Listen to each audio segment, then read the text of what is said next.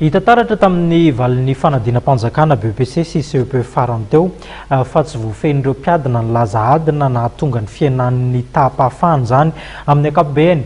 Ny teny frantsay hoy ny ry mpampianatra izay nitsara ny taratasy-panadinana no tsy voafehin'ireo mpiadina, antony nahatonga ireo mpampianatra nandroso sosokevitra zany.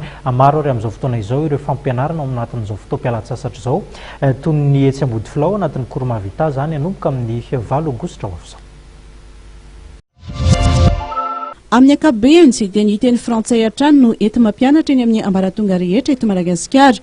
Eo indrindra nefa no mipetraka ny olana satria tsy voafehin'ireo mpianatra izany ka mitarika voka-dratsy eo amin'ny valim-panadinana izay atao toy ny tranga tamin'ny valin'ny CEPE sy ny BEPC farany teo izay samy nahitana fiainana avokoa ny vokatra. Mila fiezana noho izany ny tenim-pirenena hafa hoy ireo mpampianatra efa matianina satria kitro ifahara ny fampianarana izany. Ny sanambany dia ambany ny fahaizana sy ny fahafahana mihoatra amin'ny taona lasa. Ny antony tsikaritry ny tsara rehetra dia hoe tsy voafehin'ny mpianatra ilay laza adina satria amin'ny teny frantsay. Mampalahelo izany.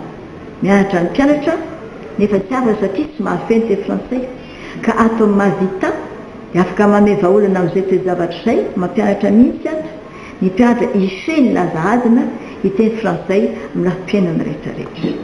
Ka noho izany raha tianao anana chance de bebe koa ny zanako manaraka ho afa-panadinana rehefa sy mianatra teny frantsay to mahavita izy.